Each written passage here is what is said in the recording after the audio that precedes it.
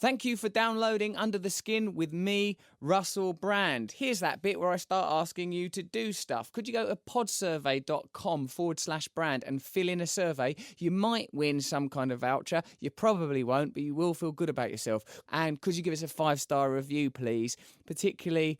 Well, I mean, I prefer genuine ones, but we will take fake ones. It helps us to glean power and may help us to, at some point, get a sponsor. But for now, Under the Skin with Russell Brand is sponsored by me, Russell Brand. Come and see me on my rebirth tour. It's good stuff, you know. You're going to love it.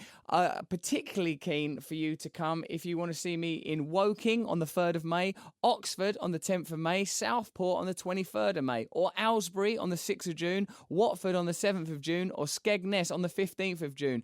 If you want tickets to that, go to russellbrand.com. There are other dates available, but we particularly need to sell those ones. Under the Skin is sponsored by Russell Brand Rebirth Tour. Under the Skin. Have a look, but never smell it.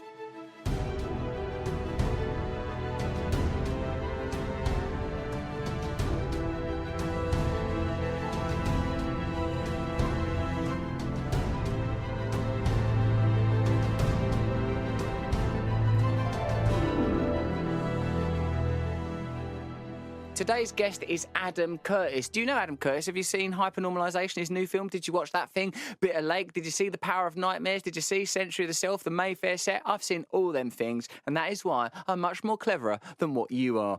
In this episode of Under Skin, I talked to Adam Curtis about, well, all manner of things, actually, but he's a brilliant political mind. If you want to understand what's going on in the world, Trump, Brexit, terrorism, the way that media news narratives are contrived, conspiracy theories, what are their value, then you could do a lot worse than to watch Adam Curtis's films. I've become friends with him, actually, and I find him to be an absolute darling man. Do you know, you may not know, that he was actually made films for That's Life, and that, if you're a person that's about my age, you were born in the 70s or 80s, you might remember a program called That's Life with Esther Ranson, where she would get sort of like, you know, good news type stories, like a dog going, sausages, a dog talking and saying, sausages, sort of pat, mindlessness. Well, Adam Curtis made that, but he went on to be one of the great narrators of our complex media age. If you're an American listener and not familiar with Adam's work, you want to get familiar with it right now by checking out his blog. But he's a fantastic storyteller on great sort of cultural events, such as like defining events such as 9/11, the Berlin Wall coming down. He gives us an interesting perspective. So check out his stuff. Check out this interview. Remember to go and give me a nice positive review. You listen to Russell Brand, Under the Skin. I've been giving you your intro the whole time that you've been shambling through the corridors like a grey ghost, wandering about like Jacob Marley, with the chains being your own archive, saying most wonderful things about hypernormalisation. What do you mean that we're living in an unreal world? Some sort of simulacrum? What do you mean by it? What is the point of this film, Hypernormalisation? Tell us what you mean. What I meant by hypernormalisation, I mean... It's stern. What I meant by hypernormalisation is that the term comes from a rather interesting guy who wrote about what it was like to live in the Soviet Union in the middle of the 1980s, when the Soviet Union was collapsing. Because there wasn't really any protest at the time. But what he pointed out is that everyone knew that everything was not right. They knew that those in control had no control. They knew that those running the economy were not in control, that everything was corrupt and often completely fake because the leaders were pretending they were in control. Everybody knew this, and the leaders knew that everybody knew this. But nobody did anything about it because there was nothing else. It was normal.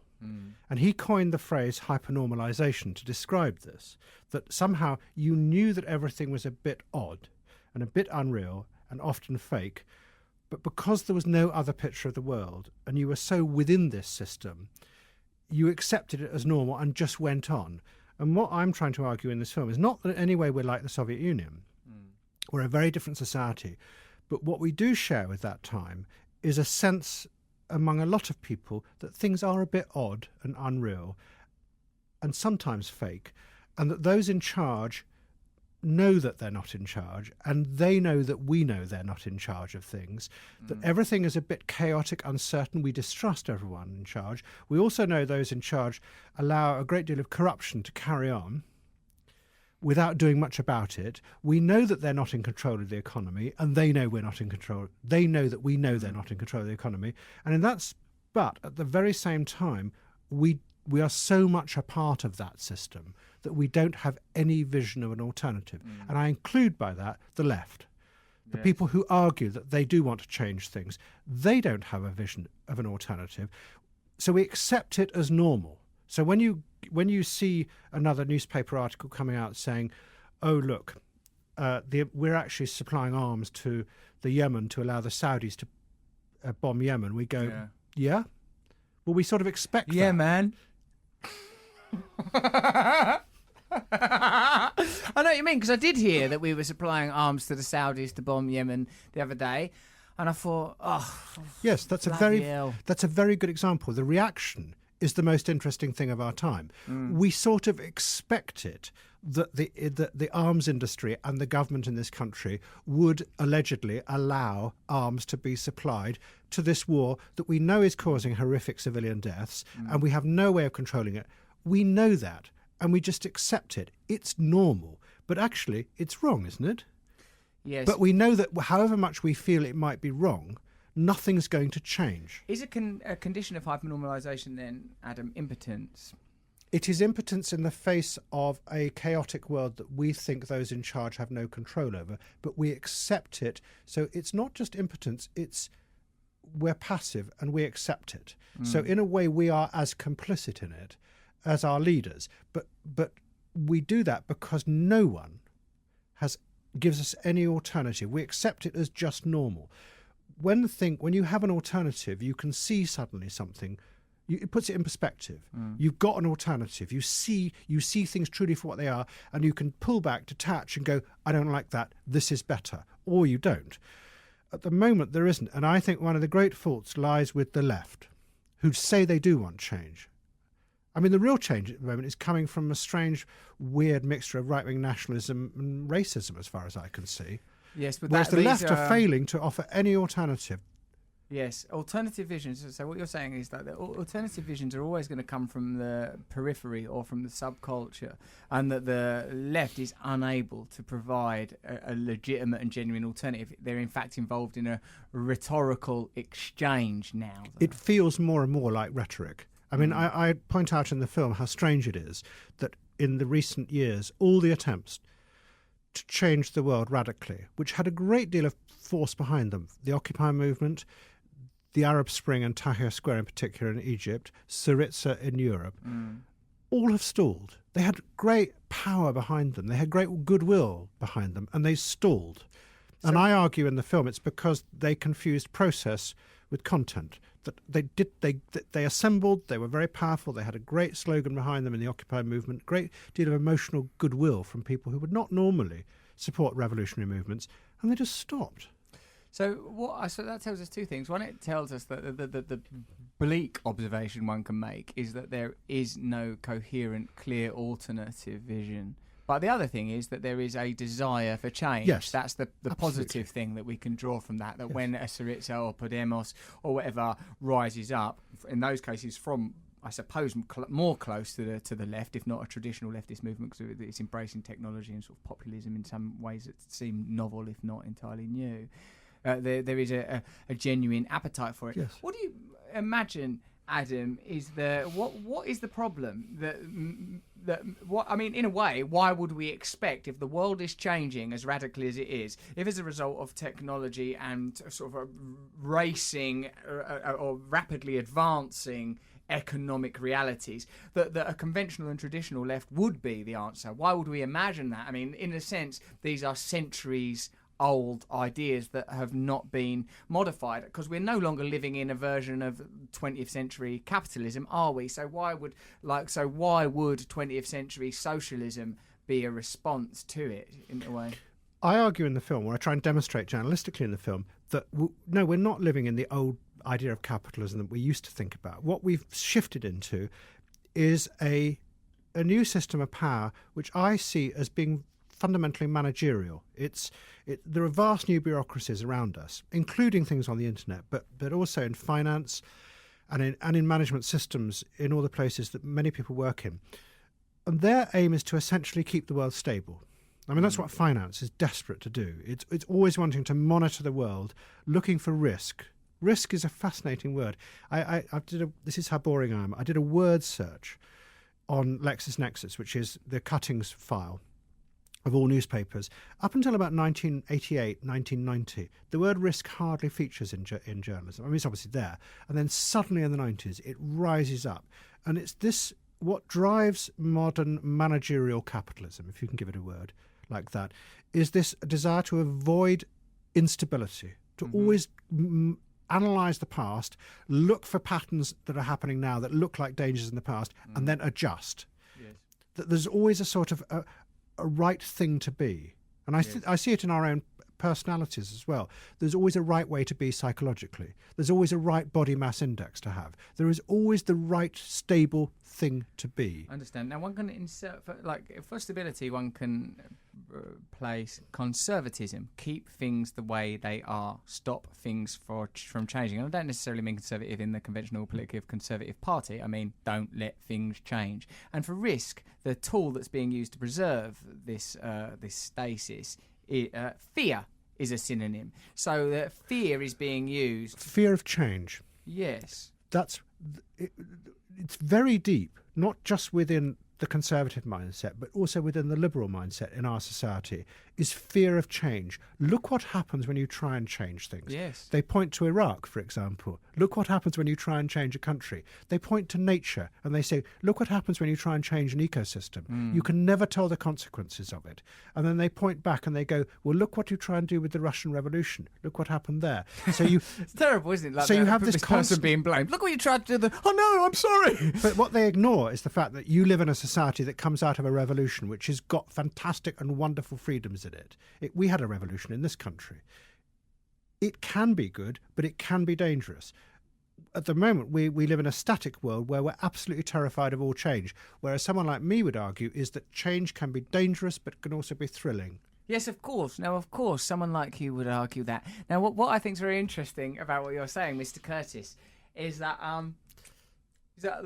when I listen to arguments that can be sort of rather complex, one of the things I very much enjoy about your films is the accessibility and the populism, probably coming from your inaugural Sausages, the movie, in which a dog says sausages, or seems to, because Mr. Curtis revealed to me that the man manipulates the dog's larynx, so the dog probably wouldn't have said sausages if left alone long enough.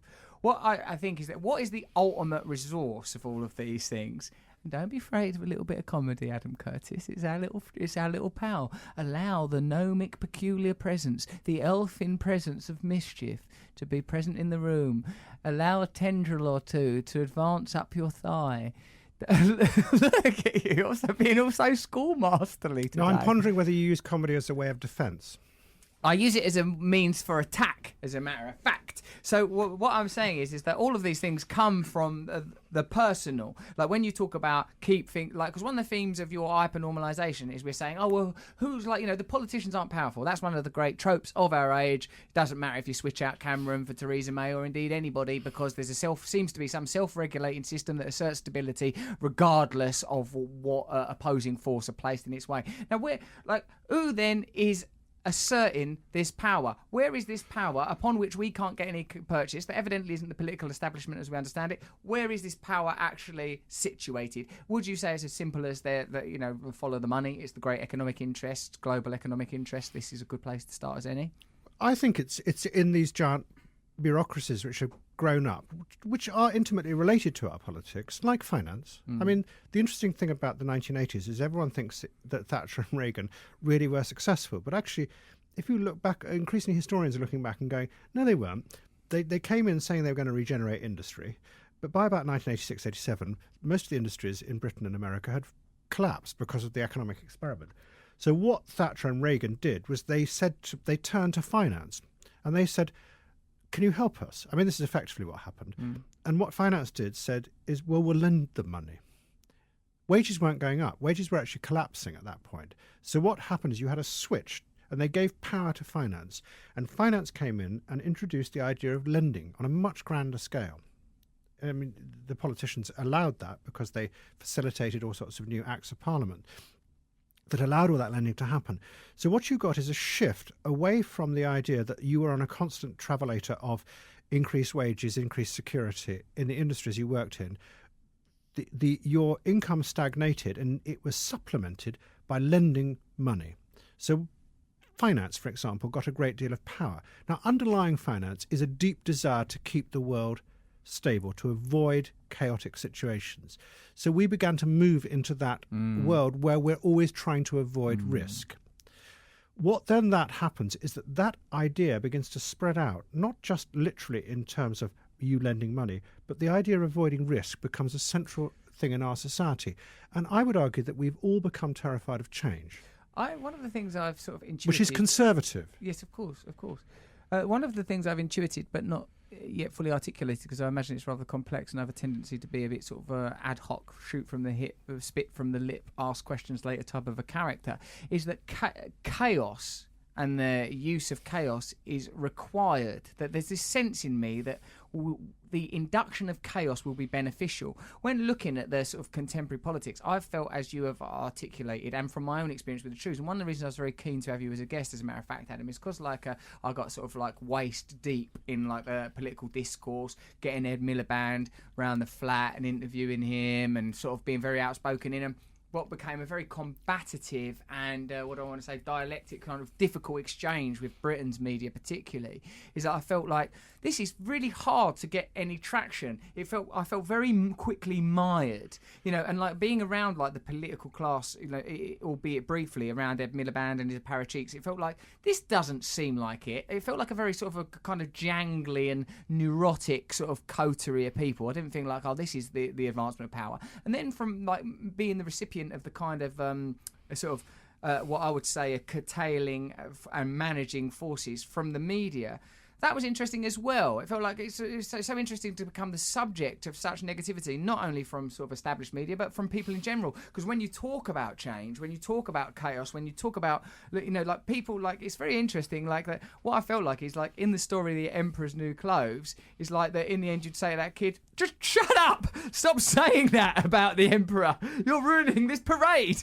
Like that in the end, people get angry with you if you say something like, it doesn't make any difference who you vote for, you'll get the same political system anyway. People know that's true and they know it's wrong, and so they become angry with, in this case, me for saying it, instead of like sort of thinking, well, bloody hell, that is a pain in the arse that's reality, that's true.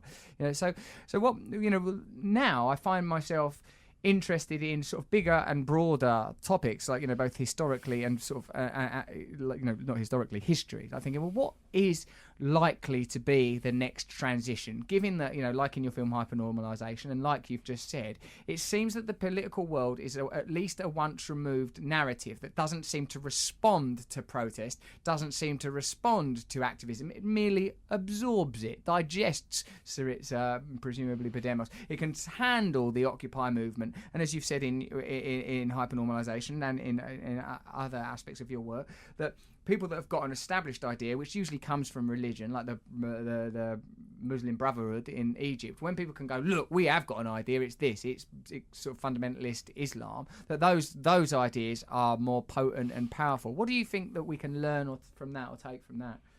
But you see, I think that why it doesn't have any traction, change, it's our fault as much as them. You can't just blame the politicians. It's us as well. One of the great, enormous changes of our time is the rise of individualism. It started really in the 1970s in modern terms. And it's this idea that you and I believe that what we want and what we think and what we feel is the only authentic thing, and we shouldn't be told what to do by people. Yeah. It's really strong. It's really powerful. And Mrs. Thatcher was on the coattails of it. Punk movement was on the coattails of it. It dominates our society. And the problem for politics of the rise of individualism is that it can't deal with it. Politics requires you to say to people, as a political party, come with me, join with us together, and we will use that collective power to change the world. But to do that, you have to accept that you're part of something. You have to surrender yourself to something. And for the radical movements, that was a disaster. But more than that, it was a disaster for politics generally, because political parties I understand. fell away. So what then politicians... No, let me finish. What politicians... I'm hardly being aggressive.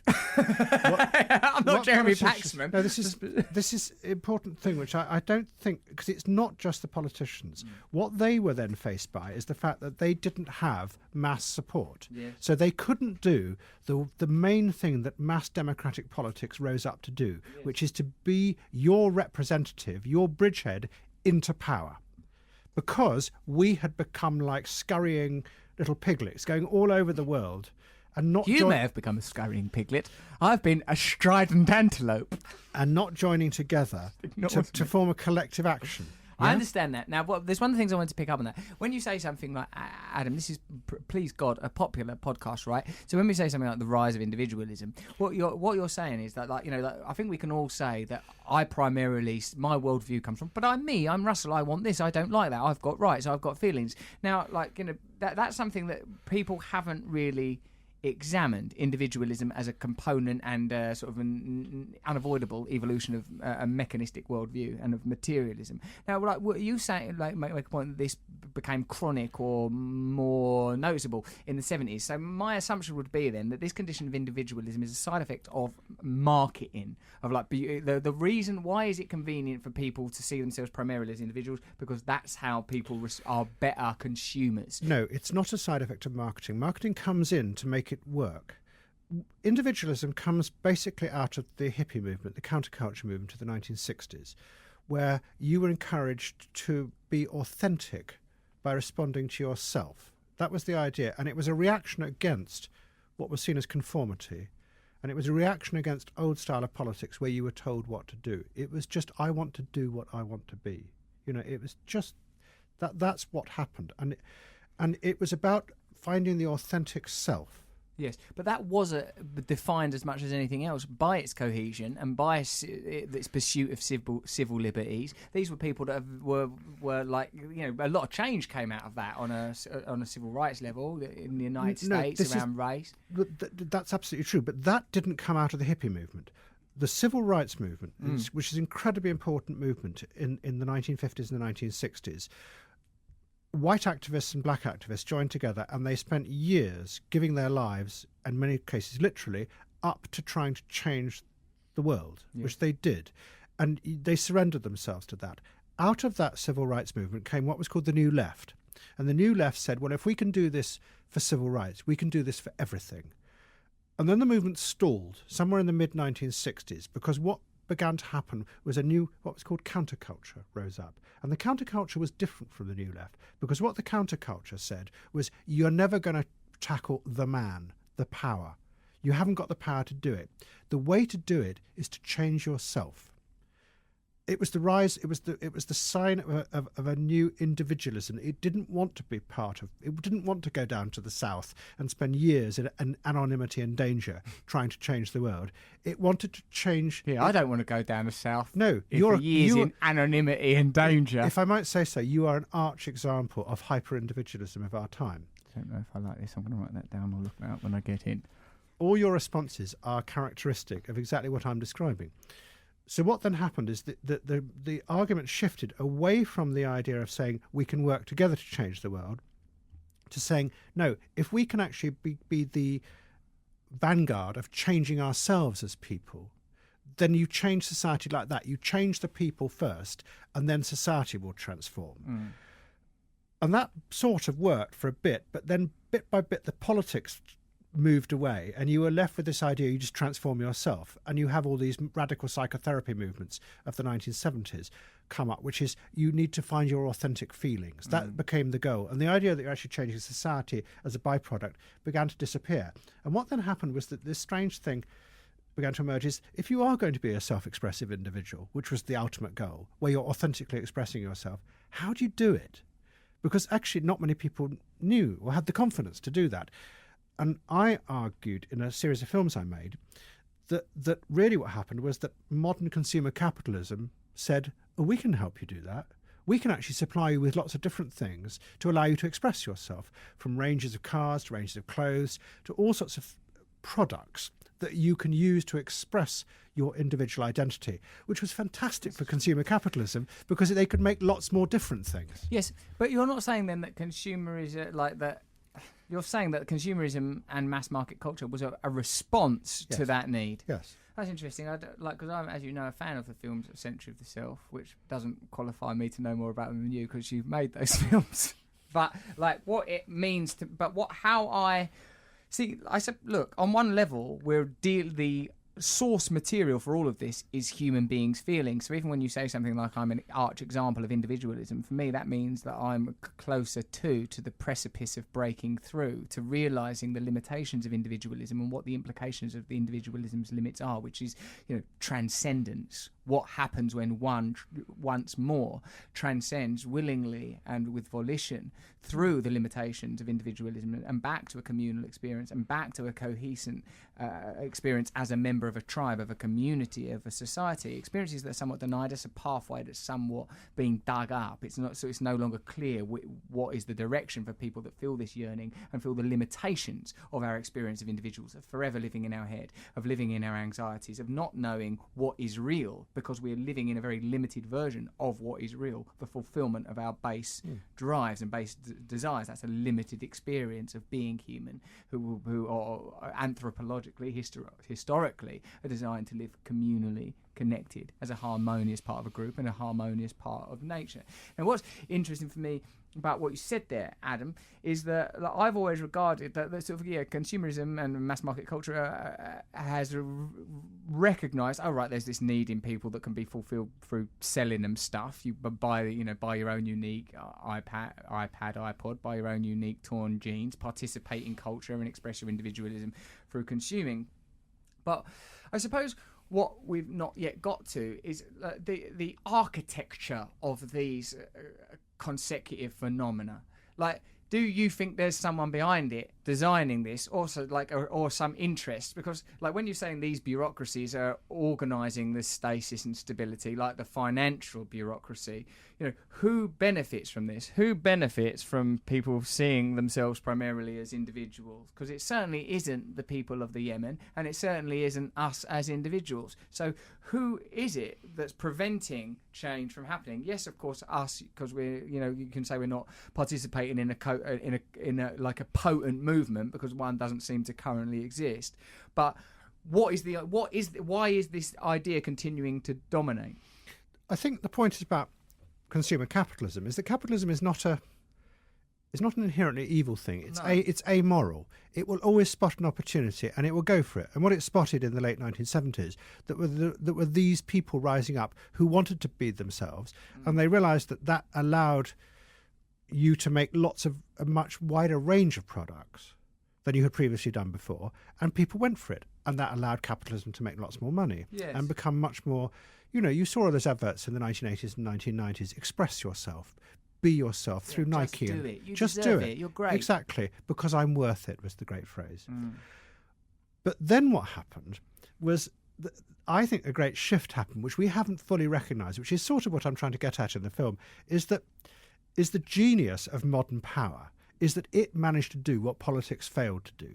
Politics can't deal with individualism, because how can you have a political party where everyone wants to be an individual and not be part of something?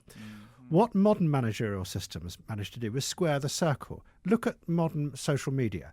It manages to allow you to feel that you are totally yourself, expressing yourself online, typing it angrily or beautifully or whatever you want to do out into the internet, what you feel all the time. Yet at the same time, what you are is a component in a series of very complex circuits that is looking at you doing that and saying, hang on, if he's doing that, then he's very much like these people over here, which we've categorized like that. So we can say back to that person in the circuit, if you're doing that, would you like this as well? And you go, oh, yeah, all right, because it's a bit like what you've just done. Yeah. And it makes you sort of feel secure within your individuality. So what they've managed to do, increasingly in the modern systems of management, is accept your individualism and your expressiveness, allow you to feel that you're being more and more expressive, whilst at the same time managing you quietly and happily, so you become part of a very large group that you don't see because you're just a little component in the circuit.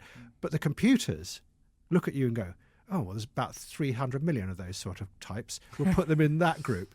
And it's not a conspiracy. It's not a group of people going, oh, we'll do this. It's a system that can see from the information that it's reading from you and lots of other people, the patterns that you are part of, and saying, well, we'll fit them all together into that pattern. Absolutely. So sort of complex interlocks taxonomies that are designed ultimately to go, if you like this, you'll probably like that. And it's benign in their terms.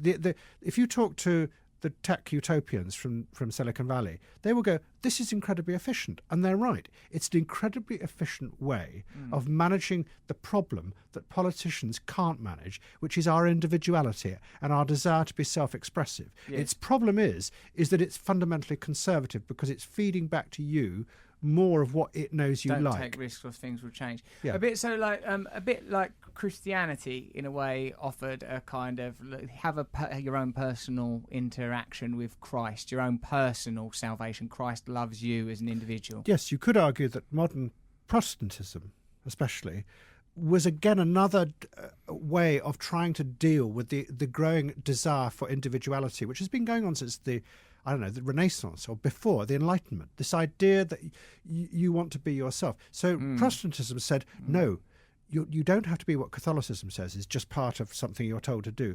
You can have a personal relationship to God. And there is a very important posh academic book written back in the early part of the 20th century, which argues, by a man called Max Weber, that argues that Protestantism and the idea that you have a personal relationship to God was one of the great motor forces that allowed capitalism to come up, because if you can actually achieve a relationship through your own actions with God and achieve salvation, then you can actually say, well, I can achieve all sorts of things myself in the here and now before I die, which may save me for when I die. So it actually made you more of a heroic figure, Protestantism.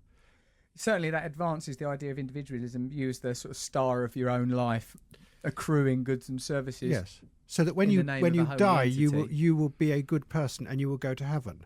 And that gave capitalism this idea that it was a fundamentally good thing to try and achieve. You were and you see this in the 19th century novels where they depict great capitalists. They see themselves as heroic figures who are not only helping the world, but they're saving themselves. Yes.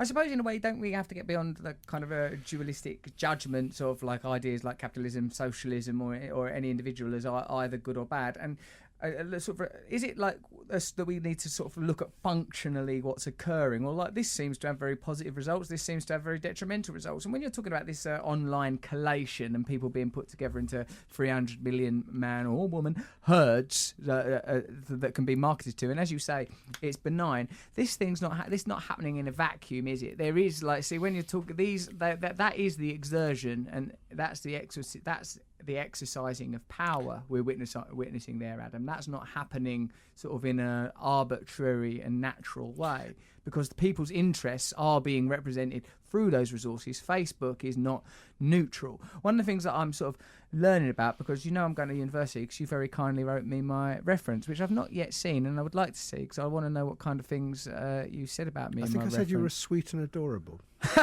You'll be a sweet and adorable student. I hope that, right, now looking at the context you're using that in, it makes me think that you thought sweet and adorable was patronising, which I suppose in a way it is, but it's also, if being nice is patronising, then I'm patronising. So one of the things I'm learning about in that, Adam Curtis, is like the way that secularism, and just for those of you that are a new listener to this type of podcast, the division of church and state, the division of political interest and religious interest, has always posed as a neutral force, and its expansionism and interventionalism has been justified by that. We can go over to Iraq and stick our oar in because we're a secular society, a neutral society, and they're doing all sorts of wacko stuff with where their governor's got a moustache and medals and that, and they need to be brought down a peg or two.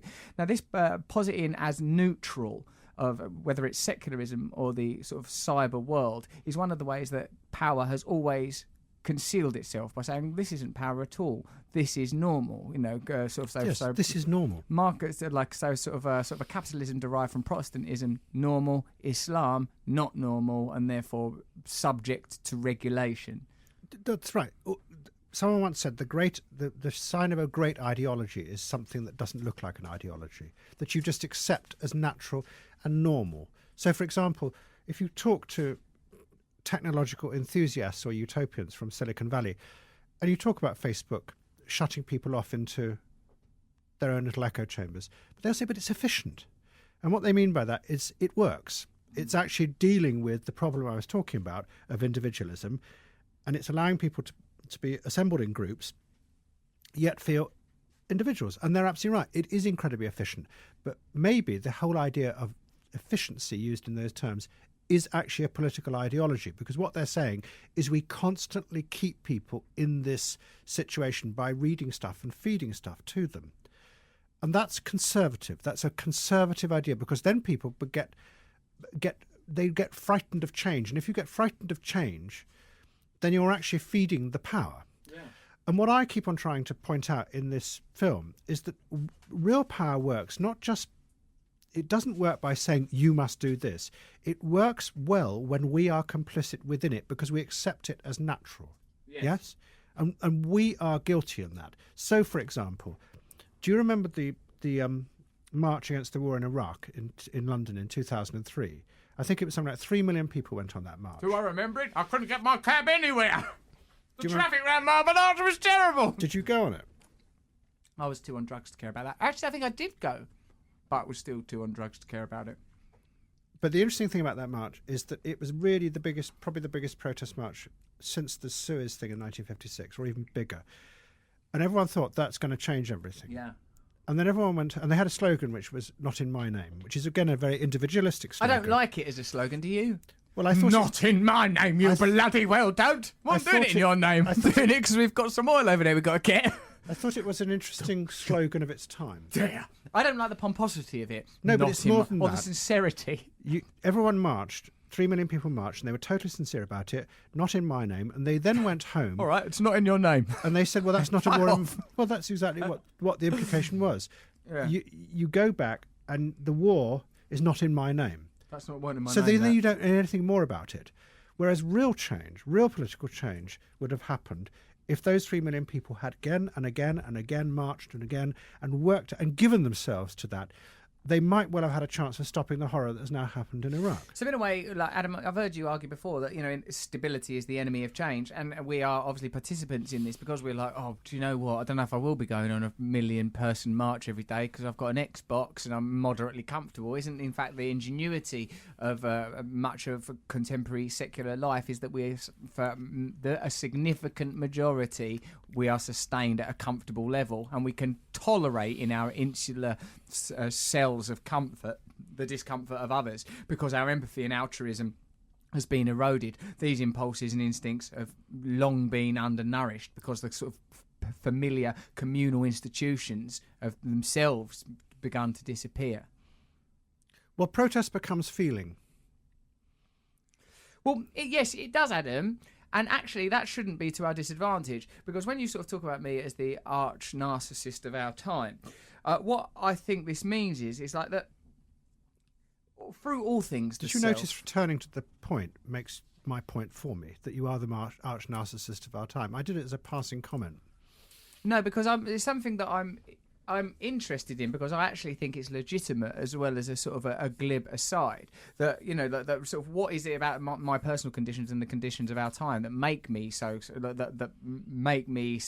infatuated with myself and my own perceptions? Because in a way, how is that different from really from anybody else? It's not really. It's more pronounced. It's more observable. I don't imagine that it's any how would anyone possibly know? Because no one except me knows how to be inside my own consciousness, and I'm not even sure that I'm that convinced of how to do it. Now, my point is that everything's at source is people's negotiation with the external world. At source, everything is the way I feel when I'm interfacing with a society or another human being or a product or my own feelings coming back to me.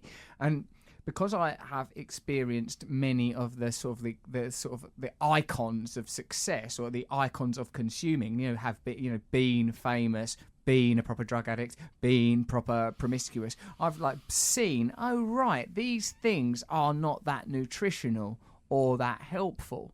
So it's helped me to reach a point where I'm willing to consider ideas such as being part of a community.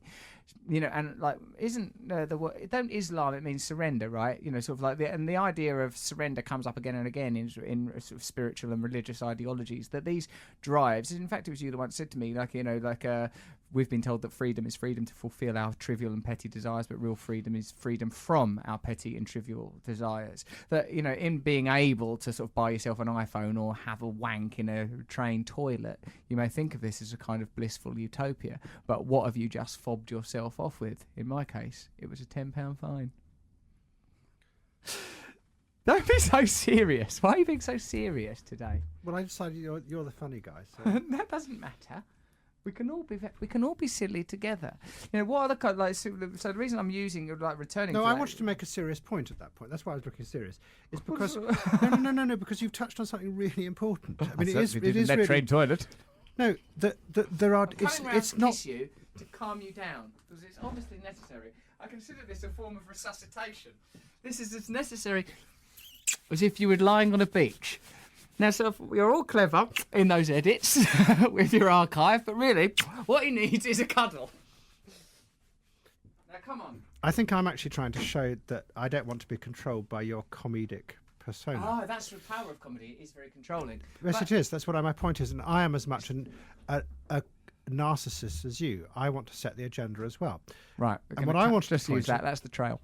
And what and what I wanted to point out was that it's not that there is the real kind of freedom is a religious one. It's a different kind of freedom. There are all different kinds of freedom, and the idea of freedom that we believe in now and we believe is inevitable and natural to our state is not. It's a construction.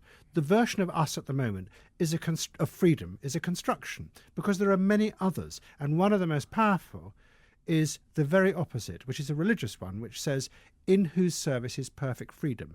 And what the religious idea is that the self, which we worship at the moment, is actually a terrible prison. It's a cage that you are trapped. And again, you're an example of this in what you've talked. No, it's in what you've talked about often. Is that when you give in young offenders home, when you get trapped by your own short-term desires, it's a cage. You get locked into. Yes, it's circuitous. I mean, even neurologically, one can imagine that the process of consuming is a stimuli and response loop. And that maybe it's good to escape from that daily grind of having to listen to your consciousness constantly saying, "I want this, I want this, I want this." I mean, which we are encouraged to believe is liberation. Yes. Maybe it's not. No, I think you're quite right. I mean, when I even sort of quite pop spiritual orators such as Eckhart Tolle will say to you that this incessant inner narrative, the relentless thinking, there's no freedom in that. And watch where those thoughts take you. Sometimes, I'm walking my dog in a field, so everything's basically like the reality, this material reality is I am a man in a field with a dog. And then in my head, what's happening is, oh God, what did I do that for? This will probably go wrong. What's going to happen? Who are those people over there? Oh, I'm not throwing that stick again. He keeps bringing it back. So there is a sort of a self-imposed tyranny to that. And I don't, and obviously, like you have just sort of implied, capitalism or consumerism or modern culture, whatever the hell it is, isn't going to solve that. In fact, it perpetuates that. Well, because the interesting thing of our time is, you're right, that people live inside their heads very much because they're encouraged to. They're encouraged to think that is the end point. That's what we're heading towards. Yes. But actually, what's going on in those heads are things that people don't really want to tell. Ooh. All the sort of things that... Fear, loneliness, doubt. Because actually, if you are going to be the right kind of individual... Don't have that. You mustn't have that. And you see this on social media at the moment. Everyone... The politician who is going to get real power and take us somewhere in the future is going to have to deal with the things that are inside our heads, which is loneliness and fear. I'm a doubt. bit lonely fright. I woke up this morning, I was ever so lonely, and I'll tell you something else. God, I was shit scared. It took me half hour to get my bloody pyjamas on. Before I knew it, what's that? I'm lonely. I'm on the stairs, coming down. Bloody one of my slippers has fallen off. That scared me stiff. I poured out my shreddies, bloody things. Made me feel lonelier than ever. Then I see Tony the Tiger on the box of Frosties. Well, I was scared witness. It's great. It's too bloody late, Tony, I said to him. Don't use this as a little opportunity to have a sip of water. So anyway, what people obviously want is, I said, like, you know, the solution to this. There are two solutions. There's the to submit. There's a subjugation of self in terms of, you know, because of course self is an amorphous idea, isn't it? Also, we're talking about the kind of self which is this sort of relentless, driven inner narrative. The two ways I have found, because I've had to do this, because being serious for a while, to snatch your mantle of pompous, pious old bagpuss for 10 seconds, I myself have had to battle quite, because I believe that the disease of addiction has at its core a kind of circuitous self-centeredness that can only be ended, well, first by the removal of the initial substance that one identifies with. In my case, it was like crack and heroin at the time I got clean. Once those things gone, you recognise those drives are still present. You think, what is it? And, like, you know, become obsessed with food, you become obsessed with sex, you become obsessed with work and other people's opinion. And in the end, you recognise that the only way to end the torture of self-obsession is through ideas that have always been present in spiritual and religious doctrine: service, connection. In what was that? In His service, we are free. In whose service is perfect freedom. In whose service is perfect You freedom. give yourself up to something beyond yourself. So beautiful. Even give yourself up is an idiom that implies that there is an upward transcendent trajectory. The other interesting area that in this is the modern ideas of love are about satisfying yourself. Yes. Whereas the old idea of love was that you surrender yourself to someone else, and it's thrilling but frightening because you give yourself up, and that kind of love has disappeared. It will come back, I'm sure. Would you say your love for me is a little bit like that? You're a bit like a sort of a modern archive troubadour, making wonderful... I know that hypernormalisation was in some level dedicated to me. It could have been called hyper-Russell Brandisation. Adam Curtis. Because actually, remember, I love you, so you're quite safe. It's so funny. It's like sort of like a school teacher that's agreed to come and babysit, and they're being pilloried with confusing love. I don't want to go to bed yet. I want to watch The Muppet Show. You can't watch The Muppet Show, Russell. It's already been on. VHS, last week's one. Let's watch last week's one. So actually, look, what I want to get from you is this. Now, what you've just then said is like someone that's going to make headway in the political sphere, and you know, and obviously, like I assume on some level that'll be me, is like someone that will know how to close that gap between the solipsistic circuitry of self-obsession and this world out here that we're all forced to bloody live in. You can't put the genie back in the bottle. You just can't. The individualism is here to stay. It's part of the future. What a politician of the future who is going to change the world will do is somehow allow people to still feel they're individuals, yet at the same time will say, if you come together, we can actually transform the world into something extraordinary. And it will be thrilling, but it will also be frightening, and take them into that world. No one's managed to do it.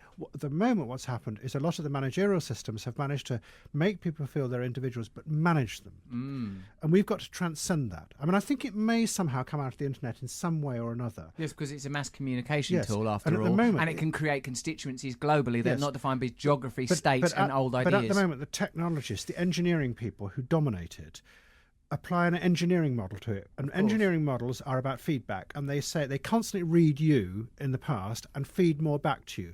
It doesn't have to be like that, but it needs is a content, a vision of the future. Yes, and it hasn't got one at the moment. I'll work it out by the end of the podcast. Now, well, let's talk about some of the more prosaic aspects of contemporary life. What do you think of old Trumpkin's pumpkin? Then, what do you think? Why is this happening? I have a very cynical theory about Donald Trump. Go on. Well, as politics became more and more deracinated and... What does that mean, deracinated? Thinned out. Deracinated. And sort of less and less substantial and less able to change things, or confidently able to change things, and power shifted away to all sorts of other things that we were participating in. Really what people like Trump are is they're not really politicians, they're pantomime villains. They've turned politics into a vaudeville. And what they do is they come on stage and we go, this is outrageous, in big capitals. This is absolutely terrible. We tap away on social media saying, this is really, really, really bad. And as I say in the film, a marketeer for online told me once, angry people click more. And clicks are gold dust. Yes. And really what those clicks do is feed modern power. and everything stays the same. And How do you mean feed modern power, Adam? well, if you click a lot, you're actually, that's what those who run social media benefit from. You're actually keeping the whole thing churning over. Do you think there's a lot of power in that world? If you have something like Facebook, which in its news feeds increasingly gives you what it knows you like, and what you what you hear is what you like, then that's incredibly powerful, because it's shaping people's reality. Because you are shaping what they know, and you are shaping above all what you don't know. Now, those who run social media will say this is efficient. They're not ideologists. They're not saying we must tell them this. And in fact, it's the algorithms that are doing that. Of course, they've designed the algorithms, but the algorithm's function is to give you more of what it knows you like, because that's efficient.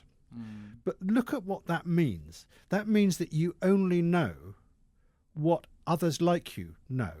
And then there's another group over there who know what they know, the others in their group know, and they never meet. I mean, there's a fascinating quote on the day after Brexit from a social media activist who was a Remainer. He wanted to remain, but he wanted to find out what the other lot felt like, who were the triumphant that day. And he went onto Facebook and he tried to find through the custom feeds people like that. He couldn't do it. And he was actually shocked. I won't read you the whole quote, but it's absolutely fascinating. It's a man realising that there are two halves of the world now so separated from each other that one half can't actually actively go and find out what the other half is feeling. Now, that's called power. Now, I don't think that in Facebook there is anyone saying this is the world we want. They're saying this is efficient. But look what that efficiency is. It's a conservative world that holds things stable.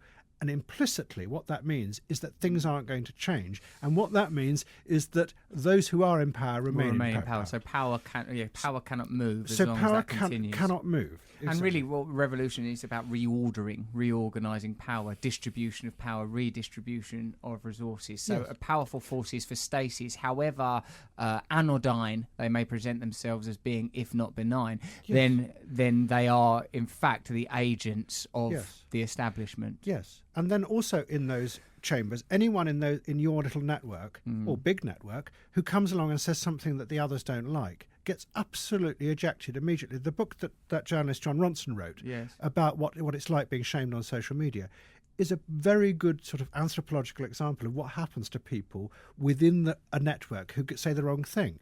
It's like being in a village in the medieval times. You're just ejected if you're the wrong person. You're thrown out of town, out of the city limits. So everyone remains thinking the same, and that's conservative. But we're complicit in it, and everyone knows it. They know it. Yes, this is one of the things that I'm very much interested in. You've said this several times, and there's a bit in my stand-up of like talking about the morning after Cameron's election, and he gives that speech. And the thing that struck me on a quite personal level, actually, because the speech that he gives, like the speech that Theresa May gives, like the speech that you often hear politicians give, is kind of utopian. We're going to build a Britain where people that are prepared to work are going to get the opportunities they need, where the most vulnerable members of society will be looked after. It won't matter what your religion or your race is, you'll be taken care of. We'll build a cohesive Britain where everyone can participate. And you think, fucking hell, if that what you were saying then was the reality, that would be okay. But I know that what you're saying is bullshit, and you know that it's bullshit, and you know that we know it's bullshit, and yes, it is perpetuated. Now, for me, this is the distillation of hypernormalisation, is the disjunct. Now, this other idea of that there being two tandem narratives concurrently running takes place, doesn't it? You don't need to consult the external world to get ratification of that, but because it happens internally as well, on individual levels of any individual's consciousness, that one senses there is the part of me that is married to the fulfillment of my stimulation. There's the part of me that just goes, look, that would just happily use this podcast as, right, okay, what is another way that I can assert myself in the public conversation and in public life powerfully? How can I get, because, all right, I've tried sort of, vanilla fame of being sort of a Hollywood actor. Now I've had this sort of like this activism fame, and that weren't quite fulfilling. What's the next version? Proper religious, spiritual devotion. Now that will do it. There is so these things, though, in a way, the stimuli is the same. The object is shifting: Hollywood fame, money, drugs, sex. The object is shifting, but the drive remains the same. Now it's only through a kind of a sense of actual detachment, relinquishing, and service that I can alter the kind of, the modem. I can alter the engine, the sort of, if there is such a thing as an essential self, beyond the biochemical drives, beyond the biographical recollections, if there is some self, if consciousness is something and not nothing, not some inadvertent byproduct of the whirring of the mind, the brain rather, then there is surely some value in this, in attaching to this, like this quite simple and religious idea of service. I do think that the one thing that's going to come back onto the table is religion, because I think the real weakness of the modern systems of managing us as individuals is that it cannot deal with our own mortality. Because the great, I'm more, prosaic and functional than you are about religion, but I do think its main function in society has been to give people consolation in the face of their own death. That the sense that when they die, something will go on and they will be part of something that's going on. It's really powerful and it's really necessary. And that's in the modern, rational, efficient, utilitarian, technocratic world of managing the individual, it cannot give you any consolation. No. And I think a lot of the pessimism that you find on the left is from that. They're actually projecting onto the world that they're saying, it's not me who's going to die, everything's going to die. And it becomes this sort of terrible, terrible fear of death, which then colours everything, which then stops them being optimistic about changing the world. Yes, that's interesting. And when you said that thing before about fear and loneliness, these are a sort of that's an emotional conversation that they're kind of a dry, creaking arguments of socialism is unable to have. Now, like, I think about this also often. Although remember that socialism came out of religion, especially in this country. Yeah, in this country, I recognise that it does, but it sort of certainly departed from it because of, for understandable reasons around dogma and because of the, sort of the necessity, like sort of the revolutions of a century or so ago meant that, that kind of church and state power needed to be sort of redressed and harmonised and somewhat neutered. But for me, what is required is a sort of is to once again distill and recognise what the function of religion actually is, to help us deal with the experience of being a human being that that politics is no longer able to do and no longer aspires to do, and which consumerism has artfully done for the previous 50 years, but seems to be faltering at this point. And now you're saying that these sort of, and of course we are talking about kind of a niche market, really, aren't we? Because most of the world ain't sat around on Facebook, are they? Not in like Africa or sort of Latin America, are they? I don't know, I'm not there. But what we're discussing is a particular phenomena to our kind of cultures. But I obviously agree with you that, and in fact, even when I was somewhat directly involved in the media and political conversation, what I felt was, this isn't actually it at all. That's what I found. I felt like this isn't the conversation I want to have. This is minutiae and trivia. I'm interested in something that is very direct and very real, and one can understand a person like. What one can, like, you sort of think that all saints get, not the band, all saints reach, although they were bloody good and so very, I love those sisters, like reach the point of altruism, service, surrender. It becomes sort of kind of simple and almost indistinguishable from mental illness in a lot of cases. I'm talking particularly of St. Francis of Assisi, who you wouldn't want round your gaff, Adam. Bringing goats in, ranting and raving, playing the panpipes on the stairwells, meddling with your cats, putting them all in jumpers and telling you that they had the spirit of Jesus in them. Because let me tell you, that's what he would do. And so this hyper-normalisation, I suppose, what it's doing is we're living in a spectacle. And in a way, it's now that the words come up, it's pretty similar to some of like de Boer's idea, like sort of late 60s situationism, French situationism, saying, hold on a minute, what the bloody hell's this coup? It's not real. And then you go home, what are you? Who are you? What is my role in the world? That we have no access to what is real. That we are living in an impersonation of reality. I've never really gone along with all that de Boer stuff. It's all men in black who like punk music talk about that sort of stuff. They're all right. I think it's in a way more mundane than that, is that every age creates its own reality. That's what power does. I mean, the function of power is to tell you a story about the world. Yeah, our story wins. Yes. Because what is reality? It's just a jumble of masses of things. Yeah, and atoms, gas, real power, dark matter, is taking the reality and shaping it. And at the moment, I think, and what you're talking about is that we are becoming a bit distrustful of the stories those in power tell us, and it's all feeling a bit jangly and a bit falling apart. And what we're waiting for is another story that comes along. What I find it a bit odd is that actually, rather than celebrating this moment of sort of transition from one big story to another, we're feeling so frightened rather than actually celebrating it as a moment when you can shape anything the way you want it to be. I think what's lurking around is not just religion. There are two things sitting around waiting. One is religion, the other is science. It's the thing that no one ever talks about at the moment, because science has got stuck in many ways. Yeah, in dogma. In sort of weird dogma, but also because it's all about serving the individual these days, scientists spend their time getting grants by doing research that tell us that if you eat this, you'll die, or if you do this, it'll have a bad effect on your health, and then next year telling you the opposite about here's another one that it's sort of it's been reduced in our imaginations. Whereas what science used to do was tell us extraordinary things about the world, the hidden things that it could reveal. And there's a sort of awesomeness waiting there to be rediscovered. And I have this instinct that what might happen in answer to the sort of rather strange utilitarian stuckness of our time is that someone will find a way of fusing scientific ideas and religious ideas to produce a sort of, I don't know, a vision of an extraordinary world that somehow has a logical power to it. And the science and the religion will fuse, and what it will offer is a way of us still feeling that we're individuals, but there's another world we can go towards. What do you think would be the role of traditional religions, Adam, like Islam and Islam in this sort of changing world?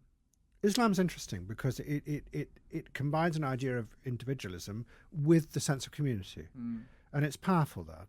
I mean, but again, in the Western world, it's very difficult to discuss Islam at the moment without getting a wave of what's the word? Fear and disapproval, because it's been so demonized. I mean, I'm not trying to praise Islam or be rude about it, but it's a fascinating religion to look at. And I think I gave you a book once, which was The History of the World Told from the Islamic Perspective. And when you read it, it just makes you look at the world differently. Yeah, and that's what we don't do these days. That's right, Destiny Disrupted. It's a fantastic book because it makes you pull back and look at the world differently. And we just don't do that these days. I suppose people aren't really willing to embrace that kind of mentality or change unless there is some sort of desperation, typically and traditionally. Like people don't say Latin revolutions in sort of. I'm obviously a bit off this mic. People are concerned that my voice isn't as deep and booming and dominant as it ought be. Like that, typically revolutions happen when the conditions are sort of correct, when people are galvanised, and all is an element of desperation in but then there's always someone who comes along who crystallises it. I mean, I've always been fascinated by the Iranian Revolution.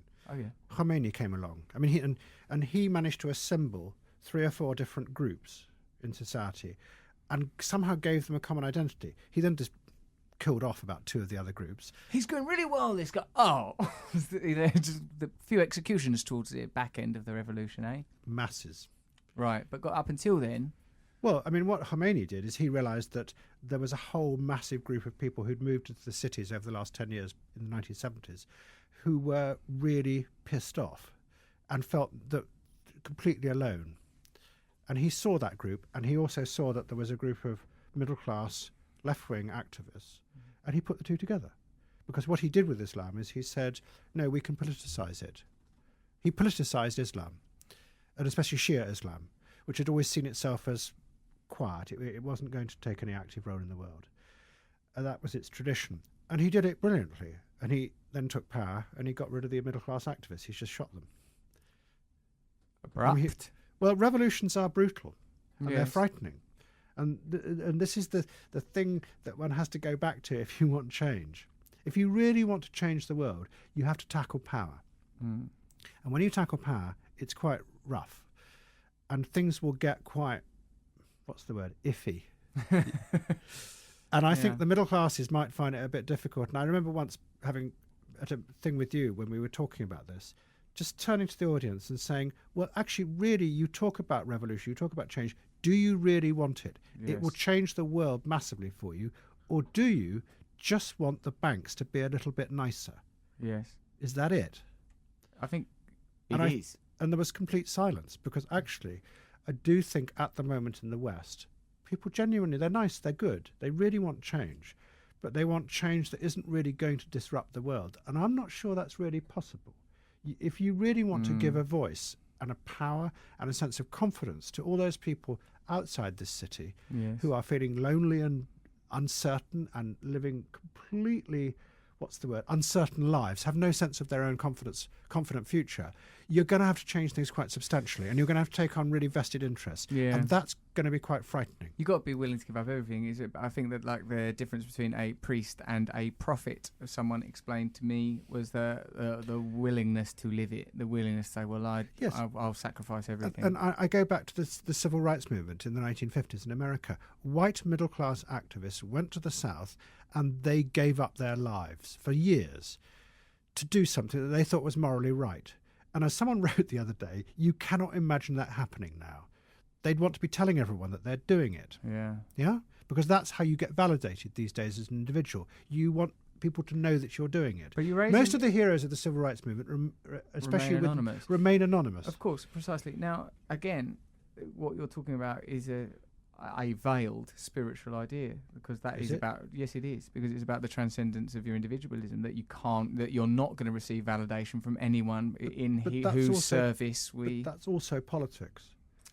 Politics is about giving yourself up to an idea beyond yourself. So is religion. And it's a dominant idea about how you deal with a dynamic world. At the moment, we pretend the world is stable, but it's not going to be. It can't. No, and in fact, it isn't. I mean, I heard a wicked quote from dear old Osho, and it sort of rings incredibly true given the actuality, the cosmic actuality, of not just our time, but of all time. He said, like sort of someone brought up society, and he says, society, what is society? It's a clearing in the forest. This will be reclaimed by nature. We are in infinite space. So your point about order and stability, these things are always temporal. The idea of ongoing stability in limitless chaos, when we are being cradled by absolute chaos, it's a anathema, and it's unsustainable. It is unsustainable. It can't continue. But chaos will resume. But it doesn't mean you can't try and achieve good things. I mean, there are two. No, it doesn't mean that. There are two types of political ideas of change. One is that you can actually seize history and turn it your way, which is sort of what Napoleon has tried to do. He's a great example. The other is that you understand that the world is chaos, and you see a moment where you can use the chaos to morally achieve what you want to do. And that's the other way of changing the world. That it's about opportunity. But you have to do that. You have to have a picture in your mind of what you are trying to get towards, what you think is good. And then you adjust as the chaos around you changes. And but we do neither. We think this is it. These ideologies are all have to be sort of pretty reactive in a sense, though, Adam, because otherwise, how do you fashion them? Even if you talk about one of the most sort of radical, murderous, but sort of vivid narratives to emerge, like in the sort of 20th century fascism. It's like that was a response to economic and political conditions. You can't just out of nowhere go, let's do this thing. The land is alive. We are the folk. And that's why it's frightening, change. I mean, that was a response to chaos in the 1920s. And remember that they were socialists to begin with, the Nazis. Yeah, national socialists. And they had seen the chaos of the market in America and in Europe, and they reacted against it and said, no, we are going to organise this, and we are going to go towards this. And it's very dangerous. I mean, the other argument is that all rhetoric about revolution at the moment is just rhetoric, because the experience of our generation, of our time, is a century of revolutions that went badly wrong. Yeah. And the last thing we want is one or more of them. And that actually what we're creating in reaction is a very conservative moment, a counter-revolutionary moment. And that's what we're living through. And it may go on for quite a long time. And that all arguments about revolutionary change are just like courtly behaviour. We do it, but we don't really expect it's ever going to happen. This is a cynical view. But maybe that's how history works. You go through a period of intense revolution, which does change the world. And then you have a counter-revolution, which is actually born out of the social classes that came out of those revolutions, that failed, but it led to a new class breaking through, and now they want everything to be stable. And the argument about what people like Mrs. Thatcher and President Reagan were about is that a new lower middle class, which were confident, rose up in the 1970s and wanted its place in society, and they Thatcher and Reagan let that class through economically.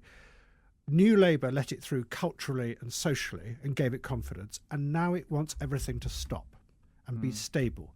And the systems of management that we have got in place that I'm talking about, keeping everything stable, are a reflection of that class, that powerful new class's desire for stability. And we may be in this for the long term. But of course, again, these are quite isolated interests, like on a global level, aren't they, Adam? I mean, or do you like, because when you say something like that, I think, oh right, well, ultimately there has to be a resource. Like any management of power, the resource has to be sort of the feelings of the people, you know. And of course, people can be manipulated, directed, encouraged. There's all sorts of things that can happen to, you know, because look at the way we consume, look at the things we do, the places we go, what we wear. Obviously, people's desires can be managed, manipulated, and moved around, no question.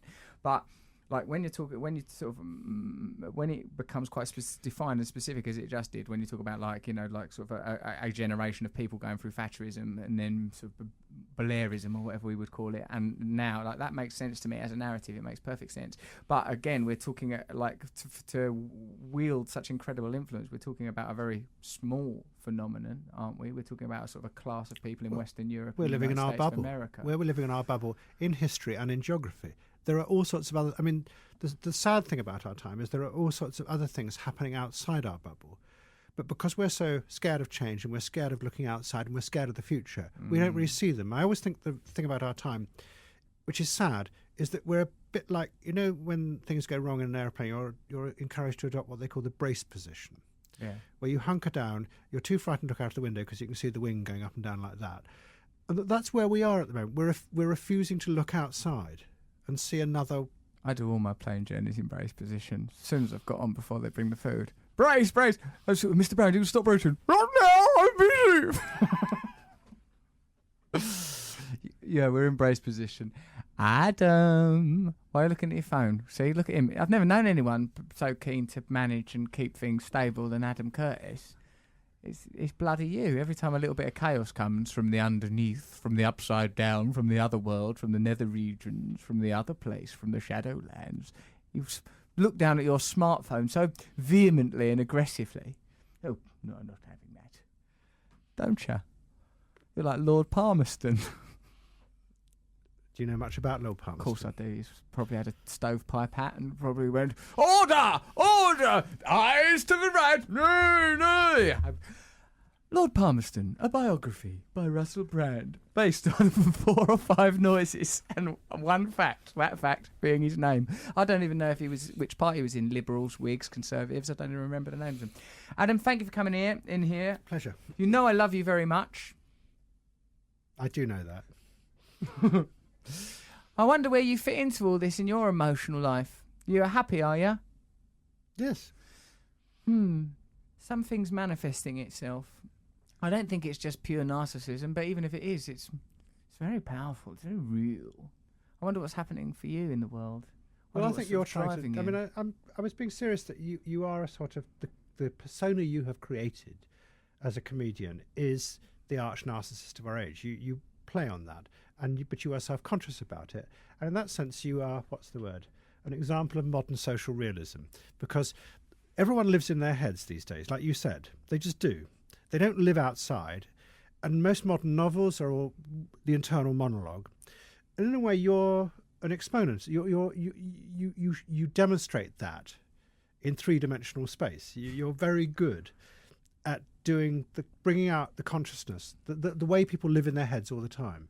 And you express it in a big, what you would call comedic way. Well, it is objectively comedy. It is a discipline. It's an art form. You don't have to qualify it with what you would call. And what you're bumping up against is what lies beyond that. Yeah? And is it religion? Or is that it? Well, it is religion in the sense of like that in spite of being on a course of religion in global politics where they tell me this is not the definition, but I believe that religion is where we interface with the divine. Where, like, this is the thing, I think I said this to you on the phone the other day. I said, ultimately, our capacity to understand information will run out. There is a limit to our ability to understand information, but the information will not run out.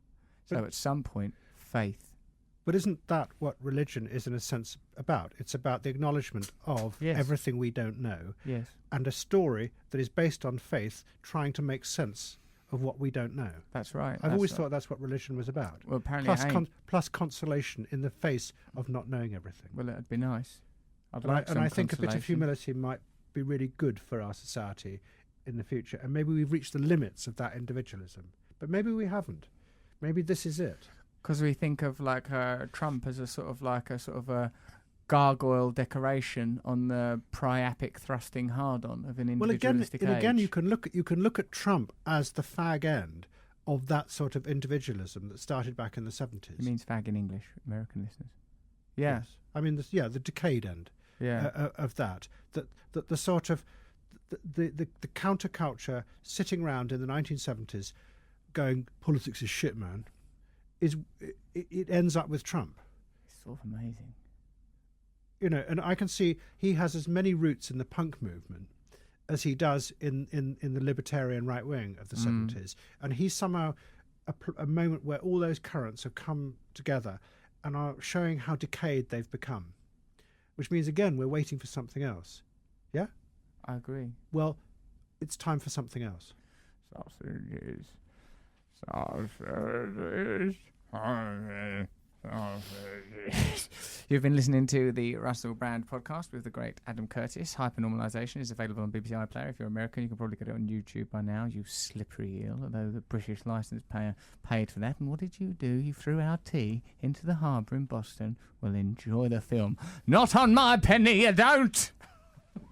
That was Russell Brand, Under the Skin. I hope you enjoyed listening to me interviewing Adam Curtis. And now an advert for, what would you like? Well, I don't know, a biscuit? Get yourself a biscuit. Biscuits available down at the shops there. Which ones are you going to get, though? Well, that's up to you. But do get yourself a nice biscuit. Not if you're worried about your weight, though. Make some changes. Vegetables. Have a vegetable. I'd like to thank everyone that contributed to this show. Gareth, he produced it. Steve and Ollie, they've been invaluable in putting the thing together.